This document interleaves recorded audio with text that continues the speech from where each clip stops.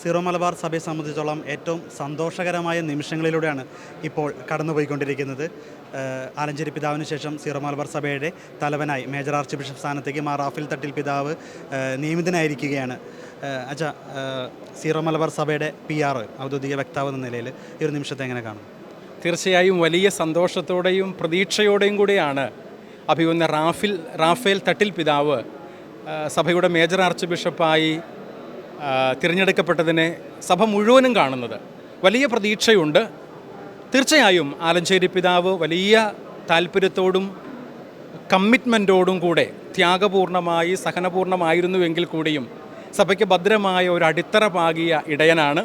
അദ്ദേഹം സ്ഥാനത്യാഗം ചെയ്തതിനു ശേഷം റാഫേൽ തട്ടിൽ പിതാവ് തീർച്ചയായും ആലഞ്ചേരി പിതാവ് തുടങ്ങിവെച്ചതും തുടർന്നതുമായ ശുശ്രൂഷകളെ ഏറ്റവും ഭംഗിയായും വിജയകരമായും ഫലപ്രദമായും മുൻപോട്ട് കൊണ്ടുപോകുമെന്നാണ് ഞങ്ങൾ പ്രതീക്ഷിക്കുന്നത്. നമ്മുടെ ഈ സിനഡ് ആരംഭിക്കുന്നതിന് മുമ്പ് സാധ്യത ലിസ്റ്റിൽ പോലും റാഫേൽ തട്ടിൽ പിതാവിൻ്റെ പിതാവ് വളരെ കുറവായിരുന്നു കണ്ടിരുന്നത്. കലറങ്ങാട്ട് പിതാവ് ഉണ്ടായിരുന്നു, തറയിൽ പിതാവ് ഉണ്ടായിരുന്നു, സെബാസ്റ്റ്യൻ വടക്കേൽ പിതാവിൻ്റെ പേര് വളരെ നന്നായിട്ട് അവസാന നിമിഷം വരെ മാധ്യമങ്ങളെല്ലാം ഉയർന്നു. വളരെ കുറവ് കേട്ടിരുന്ന പേരാണ് റാഫേൽ തട്ടിൽ പിതാവ്.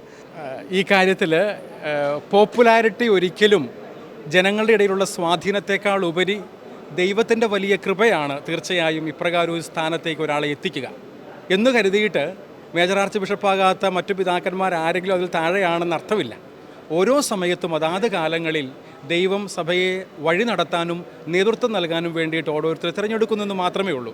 അതുകൊണ്ട് തന്നെയും റാഫേൽ തട്ടിൽ പിതാവിൻ്റെ ഈ സ്ഥാനാരോഹണം അല്ലെങ്കിൽ തിരഞ്ഞെടുപ്പ് എന്ന് പറയുന്നത് തീർച്ചയായും ശുഭോദാർക്കമായ ഒരു കാര്യമാണ്.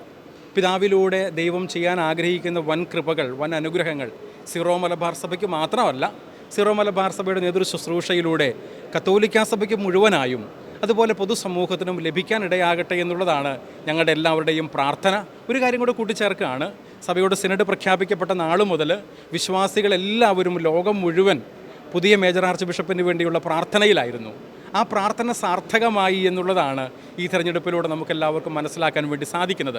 അതുകൊണ്ട് ആരുടെയെങ്കിലുമൊക്കെ പേരുകൾ ഉണ്ടായിരുന്നു, അവരാരും തിരഞ്ഞെടുക്കപ്പെട്ടില്ലല്ലോ, അധികം പറഞ്ഞു കേൾക്കാത്ത ഒരു പേരാണല്ലോ തിരഞ്ഞെടുക്കപ്പെട്ടത് എന്ന ചോദ്യങ്ങൾക്ക് അടിസ്ഥാനമില്ല എന്ന് ഞാൻ കരുതുകയാണ്. കാരണം തിരഞ്ഞെടുപ്പ് ആത്യന്തികമായി ദൈവത്തിൻ്റേതാണ്, മനുഷ്യരുടേതല്ല. പക്ഷേ തീർച്ചയായും മനുഷ്യഹൃദയങ്ങളിൽ ഇടം നേടിയിട്ടുള്ളതും ഇടം നേടുന്നതും ഒരിക്കൽ ശുശ്രൂഷ സ്വീകരിച്ചവരും പിതാവിനെ കണ്ടിട്ടുള്ളവരും പിതാവിനെ കേട്ടിട്ടുള്ളവരും ഒരിക്കലും മറക്കാത്ത ഒരു മുഖമായിരിക്കും അഭിമന്യ റാഫേൽ തട്ടിൽ പിതാവിൻ്റെ മുഖമെന്ന് ഞാൻ പൂർണ്ണമായും വിശ്വസിക്കുകയാണ്. എൻ്റെ വ്യക്തിപരമായ അനുഭവം അതുതന്നെയാണ്.